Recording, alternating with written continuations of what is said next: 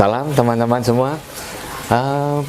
Jadi di hari Minggu ini pas memang kita kedatangan beberapa tamu, beberapa teman ya. Ini ada kesempatan juga yang artinya luar biasa. Jadi tadi kita ada belajar sedikit tentang dunia tanaman, dunia sansevieria, dan kali ini kebetulan kita ada Pak Tias, bisnis sebagai seorang psikiater. Tadi saya menanyakan secara simpel, Pak Tias, minta izin ya. Pak Tias, kira-kira kalau dalam 5 menit ceritanya seorang psikiater itu apa sih? Nah, pas beliau mau cerita, saya bilang, Pak, tahan dulu. Yuk kita dengerin yuk, biar artinya bisa sharing sama teman-teman juga ya. Boleh ya Pak Tias ya? Iya. Makasih, bener. Gitu. Iya. Pertama-tama ini tentu aja bukan materi kuliah ya. Bukan materi kuliah, ya. Ini adalah obrolan warung kopi. Warung kopi boleh rokok dong Pak ya. Wah, tuh asbak itu, ayo tuh warung kopi tuh, warung kopi itu teman-teman. Keren. Jadi kalau tadi kita ini kan sedang berkumpul dengan seniman-seniman yang bergerak di bidang marmer. Iya. Jadi bagaimana memperindah marmer yang sudah indah. Iya. Ya. Jadi ini Pak Erwan tanya psikiatri itu apa sih? Iya, betul. Jadi kalau secara medis psikiatri itu adalah suatu ilmu yang mempelajari tentang tingkah laku manusia, ya. Bagaimana dia cara berpikir, cara merasa, cara bertindak, ya. Dan itu tentu saja ada kaitannya dengan fungsi dari otak kita. Ya. Dan kalau di medis, psikiatri lebih banyak melihat dari fungsi-fungsi faali dari otak. Ya, sedangkan kalau psikologi itu mungkin lebih ke arah tingkah lakunya yang perlu lebih diperhatikan secara ini, bukan secara medis. Begitu ya. Iya. Tapi masing-masing mempelajari tentunya. Psikiatri juga mempelajari psikologi juga mempelajari psikiatri. Begitu kali ya. Berarti psikiater boleh bilang lebih ke pemahaman pemikiran otak yang di fokus ya Pak ya? Iya, fungsi-fungsi daripada otak ya. Jadi tentu aja otak itu ada bagian mana yang dipakai untuk berpikir, bagaimana yang merasakan kecemasan, di bagian mana yang melakukan tindakan-tindakan, ya, dan bagaimana mereka berkoordinasi satu dengan yang lain, gitu ya. Baik. Berarti bidang ini, misalnya kapan seseorang harus maksudnya lebih datang ke psikiater atau ke seorang psikologi? Psikiater itu contohnya orang yang bagaimana sih Pak? Kalau sebetulnya kalau kita melihat bahwa di dalam kelakuan dari manusia itu sendiri, tentu aja yang paling sederhana kalau kita bisa ya kita pendekatannya adalah dari psikologi dulu, masalah pendidikannya bagaimana belajar. Tetapi kalau misalnya sampai ada kelainan-kelainan yang menyangkut tentang fungsi-fungsi tubuh, gitu ya. Nah itu barangkali kita perlu berhubungan dengan psikiater. Ya. Memang ada kekurangan seseorang itu di dalam fungsi tubuh, misalnya di otak itu apa Pak? Salah satu contohnya Pak? Kita melakukannya itu seperti tadi kita kalau melakukan pendekatan dari segi lebih banyak segi psikiatrinya gitu ya. Kita akan melihat mana yang fungsi untuk berpikir misalnya di bagian otak bagian depan, misalnya bagian frontal cortex, frontalis ya. Kemudian di mana untuk merasakan itu lebih banyak di temporal, misalnya di amigdala. Nah, kemudian tindakan-tindakan itu lebih di daerah parietal misalnya ya. Itu adalah cara kita berpikir di dalam psikiatri. Tetapi kalau misalnya dari psikologi, misalnya contohnya aja misalnya Freud misalnya, bahwa tingkah laku manusia itu sebetulnya ada yang disadari penuh, Iya. dengan ada bagian yang tidak disadari. Oke. Dan yang disadari penuh itu biasanya bagian kecil aja, seperti gunung es yang di atas permukaan air itu adalah yang disadari. Ya. Sedangkan yang di bawah permukaan air itu adalah bagian yang tidak disadari. Dan bagaimana kita bisa berfungsi dengan baik kalau ada hubungan yang baik antara yang disadari dan yang tidak disadari. Nah, ini saya mulai kebayang dalam bayangan aja Pak ya. Contoh seperti kayak orang yang suka berbuat atau melakukan tindakan yang keras atau kasar atau sadis. Ini kalau berarti harus dinilai dari dua sisi Pak, dari psikologi juga maupun dari psikiater gitu ya. Betul. Dalam hal psikiater melihatnya, melakukan pengecekannya bagaimana Pak? Ya, kalau misalnya untuk fungsi ataupun anatominya, ya Iya. kita melakukan misalnya. Saya di sini ya Pak ya, saya lebih enak nih. Oke, terus? Kita melakukan fungsi MRI, Iya. ya. Ah. Jadi kita lihat bagian-bagian mana yang nggak benar, Iya. mammografi, Iya. ya. Semuanya itu dilihat secara medis. Secara medis, oke. Darahnya bagaimana, Terus? pemeriksaan darah, Iya. apakah ada kelainan-kelainan yang menjurus ke arah tingkah laku tertentu. Oke. Kan? Tapi kalau misalnya dari segi psikologinya, misalnya yang seperti tadi, apakah ada pengaruh-pengaruh dari lingkungannya, dari keluarganya, dari sekitarnya yang membuat seseorang itu mempunyai Iya. sikap dan kecenderungan tertentu. Artinya, kalau seorang itu sudah diselidiki bahwa ini masalah di otak nih misalnya, berarti kan udah bawaan tubuh. Bisa dirubah nggak nih Pak? Ada yang bisa, ada yang tidak. Oh, Artinya seperti misalnya kalau seorang yang pikun misalnya ya, oke. Saya nih masuk nih.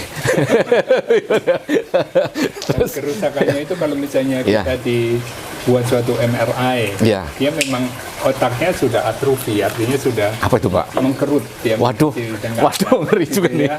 Terus, Tentu aja itu amat sulit gitu kan ya. Oke, terus? Tapi kalau misalnya sebabnya itu misalnya suatu perdarahan misalnya ya, karena benturan atau apa begitu, Ya. ya tentu aja mungkin dioperasi dikeluarin darahnya gitu ya, Ya. bisa diperbaiki gitu kan ya, contohnya. Ya. Berarti psikiater mah ada hubungan dekat dengan biologi, dengan kedokteran ya Pak? Iya, iya, Memang bagian dari kedokteran mungkin sekolahnya iya Pak? bagian dari kedokteran. Oke. Dan biasanya ya ngambil dokter dulu, kemudian ngambil spesialisasi di bagian Oke. psikiatri. Oke. Nah, berarti kalau dunia yang satunya kebalikan, yang ada masalah di batin, psikologi. Pertanyaan, apakah mungkin kita bisa menyetel juga? Kan tadi ada otak kita mewakili, katanya ada saraf kecemasan mungkin atau apa. Berarti mungkin bisa nggak kita menstimulus Pak, atau kotak-kutik di sini supaya misalnya tadi pemarah, bisa jadi nggak pemarah sekarang. Ya, itu tadi yang seperti saya bilang ada kombinasi. Apakah kita pendekatannya itu dengan psikologi, atau Ya. pendekatan dengan approach-nya medis gitu Ya. ya. Misalnya kalau obat-obat seseorang cemas gitu kan, ada obat-obat untuk cemas. Ada obat cemas. Ya. Oke. Dan kalau misalnya tadi seperti seorang pemarah gitu Ya, ya. benar-benar. Jadi itu adalah watak gitu ya.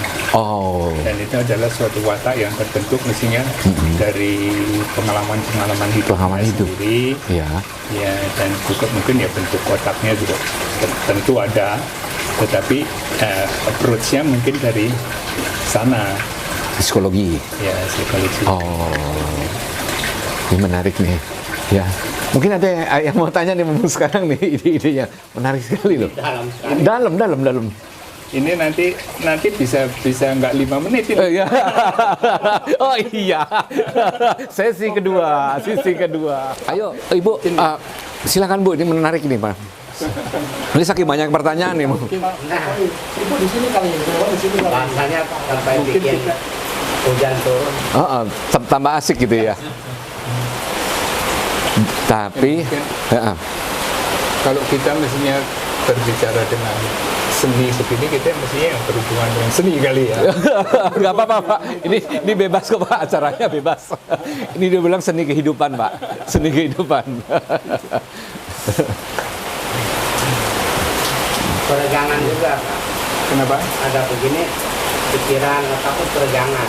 Jadi jangan salah. Iya. Iya. Mungkin dari kalau yang seperti tadi saya misalnya bercerita tentang psikiatri, tentang fungsi otak, kita akan berbicara tentang anatomi, tentang fisiologinya, Iya. tentang neurotransmitternya, tentang reseptornya, itu Iya. terlalu teknikal. Terlalu teknikal. Ya, Iya. barangkali kita bisa bicara misalnya tentang Freud. Apa ya Pak? Freud. Apa itu? Freud itu adalah seorang sarjana, seorang psikiater ya, Iya. yang bekerja terutama mempelajari psikoanalisa. Oh, Freud itu tulisannya Freud gitu ya Pak ya? Iya. Oh, ya. Sigmund Freud. Ya, Freud namanya. betul. Oke, terus. Yang tadi saya bilang bahwa kita membagi ada fungsi yang sadar, ada fungsi yang tidak sadar. Ya. Ya, seperti tadi itu kalau Pak Irwan membicarakan tentang angka Fibonacci Iya. ataupun tentang perbandingan 1:1,6 Iya. yang terasa keindahan segala itu mungkin lebih sesuatu yang di bawah air tadi ya. Jadi bukan tidak semua orang itu perlu dengan kesadaran Iya. yang mungkin dia indah gitu. Tetapi kok bisa ada rasa indah itu? Gitu kan? Ya itu adalah bagian dari yang di bawah es itu tadi kan ya. Alam bawah sadar kita ya Pak jadi ya. Ya, yang kita berani kok kayaknya ngawur berantakan gitu. Iya. Tapi kalau melihat karyanya Pak Irwan ini kok enak ya. Waduh teman-teman tadi udah dikomplain di awal ini berantakan begini tapi kok enak. Waduh. Makasih loh Pak. Pak saya ini disayang Pak Tias nih. Sigmund Freud itu berarti seorang psikiater Pak. Seorang psikiater ya. Yang tentu tadi itu yang seperti saya bilang mempelajari tentang Iya. kejiwaan seseorang dari sudut tadi ya, sadar yang tidak sadar, dan kemudian ada juga Carl Gustav Jung gitu ya. Iya. Jung, Nah, Gustav Jung. dia lebih mendetail lagi Iya. gitu ya. Cuman kelihatannya kan itu kalau kita sudah berbicara tentang situ mungkin sifatnya lebih teknis sekali ya. Iya. Apakah itu ada bagian yang namanya anima, animus, shadow gitu kan ya. Iya. Pak, boleh dong kita belajar Pak, nggak apa-apa Pak, teknis dikit-dikit. Itu kuliah itu Pak. Maaf di kuliah nih. Jadi kan obrolan Warung kopi mas terkini kekinian. Orang tahu semua. Iya. Animus tadi kayak anima ini kartun atau gimana pengertiannya Pak? Jadi kalau misalnya dari seseorang itu pria, Iya. dia ada bagian kewanitaannya. Oh iya. Tuh, Jadi setiap kita itu mempunyai bagian, seorang pria itu mempunyai bagian anima. Ya. Kemudian seorang wanita itu punya animus. Ya. Kebalikannya ya Pak. Ya, Oke. kebalikan. Jadi dalam arti bahwa disitulah ada balance. Ya. Jadi tidak 100% kita itu maco 100%. Iya, betul. Dan kitanya mestinya menyadari dan menyeimbangkan keadaan tersebut. Iya. Ya. Dan itu ada misalnya teknik-teknik khusus untuk meng-approach bagian-bagian tersebut. Misalnya bagian shadow gitu ya, kita bilang. Shadow itu adalah suatu bagian yang kita biasanya nggak suka. Jadi kalau misalnya ditanyain, kamu yang paling benci sama siapa? Oh, saya benci sama si A itu loh. Iya. Si A itu serakah, mau menang sendiri, mau Iya. apa begitu ya. Ah. Dan itu biasanya ya shadow kita. Oh. Dan itu adalah Iya. yang bagian kita juga punya. Iya. Tapi kita menolak saya tidak begitu. Oh. Gitu ya. Nah, itu juga ada teknik-teknik juga, Ya. khusus begitu kan ya.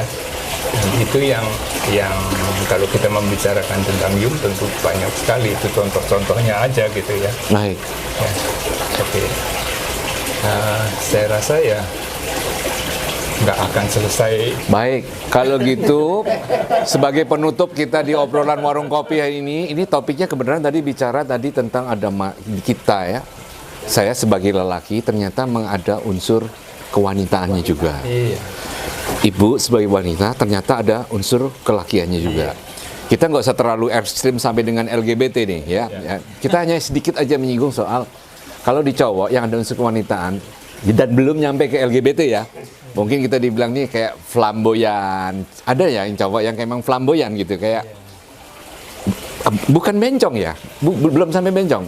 Tapi kayaknya memang kayak halus dan sebagainya. Begitu juga yang cewek. Kalau cewek mungkin dibilang itu Bu ya tomboy ya. Tomboy. Ya. Belum sampai LGBT loh, belum sampai lesbi kan. Cuman tomboy. Tapi kalau diteruskan mungkin akan menjadi kali ya Pak ya. Kalau masuk ke komunitasnya kali ya Pak. Nah, Iya. Sering bermain, berkomunikasi gitu. Iya, ya itu pergaulan begitu ya. Ya. Bisa aja mempengaruhi kita, dipengaruhi oleh sekitar kita. Cuman tetap ada tadi yang seperti Ya. kita bilang itu dari psikiatrinya gimana? Di psikiatri ada bagian dari otak yang menentukan kita itu lebih cowok atau lebih cewek. Begitu kan ya. Nah, Oh. itu namanya bagian itu namanya inas. Itu Apa, Pak? Inas. Inas. Itu internuclear nucleus. Ada satu bagian iya. yang mana lebih besar, bagian lakinya atau bagian Kuat perempuan. perempuannya. Kalau situ nukleusnya itu lebih besar di bagian lakinya, ya dia lebih ke laki-lakian. Oh. Kalau bagian itu lebih kecil dan yang perempuan besar, ya dia lebih kewanitaan secara anatomis. Artinya nukleus itu bisa dilihat ya Pak dengan mungkin alat bantu. Bisa dengan peralatan Oh. khusus, bahwa seperti misalnya kalau seseorang itu tangannya gede, ya dia lebih kuat. Otomatis itu ya Pak ya. Artis itu kita kalau lihat di situ ini gede, mata sana jadi kecowok-cowokan gitu kan ya. Oh, ada bisa dilihat dari situ secara visual. Mestinya bukan secara visual begitu ya lihat ya, tetapi Ya. dengan pewarnaan tertentu, Oh. dengan alat tertentu gitu. Berarti ini sekali lagi cuma menegaskan Mbak Yan, dengan ada boleh dibilang neuron, mungkin itu urat saraf ya Pak ya. Berarti itu bukan yang tampak di badan kita saat ini, mungkin ibarat ada cewek yang mungkin kelihatan secara postur dia lebih maco tuh Pak, tulangnya lebih gede, mungkin lebih lehang. Itu belum tentu Pak dua itu, atau udah pasti, wah ini kecowokannya lebih besar. Bisa diartikan gitu nggak? Itu yang tadi kita bilang bahwa bagian otak itu bukan tangannya, bukan kakinya, tetapi tadi Bapak bilang neuronnya. Neuronnya. Neuronnya itu misalnya ada yang laki itu ada 1000, yang perempuan itu 500 ya. Ini tentu aja yang 1000 ini akan lebih dominan dong. Dia neuronnya ada 1000 di situ, yang perempuan cuma 500. Ya, tetapi perbandingannya bisa juga 75-75, Iya. 40-60. Iya. Nah, bagaimana kalau pasti orang datangin supaya berobat, saya cewek pengen jadi cewek dong gitu ya. Padahal neuronnya, tomboynya lebih banyak nih misalnya. Ada cara pengobatannya Pak? Ya, sebetulnya itu agak susah ya, karena itu kan bagian neuron itu kan kecil-kecil sekali ya. Dan udah bawaan dari sana ya Pak? Sangat terkait satu dengan yang lain. Terus? Dan ruwet, dan artinya seperti otak kita aja sekitar berapa, 80 sampai 100 miliar ya. Dan di otak kita itu yang kayak begitu saling terkait satu dengan yang lain. Kalau kita masih mau mempengaruhi yang 1000 itu, bisa nggak kita melakukannya tanpa mempengaruhi yang lain di otak kita? Ruwetnya kayak begitu, meng-approach ke situ. Oke, itu kan termasuk yang satu hal yang mustahil, tapi bisa pasti kalau ingin dilakukan. Cuman caranya dengan apa Pak? Ya, itu dia. Misalnya vitamin? Enggak, ya tadi yang seperti saya bilang itu susah untuk approach itu kan. Ya. Nah, kalau misalnya kita pakai misalnya yang sederhana, misalnya pakai stimulasi magnetik, Ini. ya. Jadi pakai satu apa namanya medan magnet yang kita bisa penetrasi ke otak itu, Ya. diarahkan ke titik tertentu, Iya. ya. Nah, itu pas nggak di situ? Yang sebelahnya terpengaruh apa enggak? Misalnya, Wah, kompleks nih. apalagi kalau misalnya kita mau membakar di situ pakai sonde misalnya, Ya. ujungnya ini ada sesuatu di sini yang saya mau hilangin, masuk ke dalam otak kita misalnya, hilangkan gitu. Dan itu nembus lewat sekian miliar neuron yang lain. Apakah itu tidak terpengaruh juga? Nah, itu yang kita makanya tidak mudah. Baik. Jadi Berarti kalau secara medis susah gitu kan ya. Dan biasanya orang melakukannya secara psikologi, misalnya, ayo latihan meditasi, ayo latihan baik. apa begitu ya.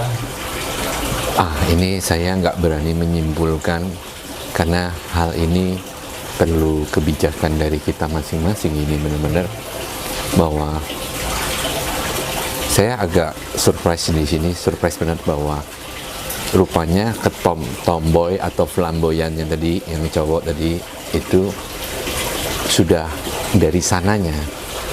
Kita kan nggak bisa minta neuron kita mau yang bagaimana. Atau sudah terlahir seperti ini. Nah, ini yang saya bilang, kita nggak bisa, artinya perlu kebijakan masing. Saya nggak berani menjudge, nggak berani menyimpulkan. Cuman memang dari kesimpulan, bukan kesimpulan dari apa yang disampaikan Pak Tias, bahwa untuk memperbaiki itu walaupun bisa dengan secara medis ya, tapi juga sangat sulit dan mungkin resikonya juga tinggi ya Pak. Iya, dan itu yang seperti tadi kita Iya. kalau mudahnya Iya, kita itu ada nature, Iya. ada nurture. apa itu Pak artinya? Nature itu alam, secara tadi bawaan kita itu, Iya. secara alam itu bawaannya sudah begitu. Ya, Kembang melati ya nanti Iya. akan lahir kembang melati, kembang mawar ya akan lahir kembang mawar. Tapi di samping itu juga ada nurture. Ya, artinya nurture itu yang memelihara, oke. yang mempengaruhi Iya. sekeliling. Jadi kalau kita punya bawaan, misalnya bawaannya itu nggak pandai main tenis, Ya, tapi dilatih main tenis, bisa nggak dengan dari kecil? Bisa. Itu adalah perawatan, nurture-nya. benar. Ya, walaupun mungkin kalau sama-sama dilatih, yang punya bakat main tenis akan lebih Iya. jago. Betul. Tetapi bukan berarti yang tidak punya bakat tidak bisa main tenis. Ya, Itu yang tadi yang kita bilang. Dan di samping itu ya itu ada unsur keberuntungan ya. ya, Artinya bahwa ada hal-hal yang bisa menghalang-halangi ya. usaha kita atau peristiwa-peristiwa yang lain. Jadi intinya hidup ya ada nature, Nature. nurture, ada keberuntungan juga. Benar, benar.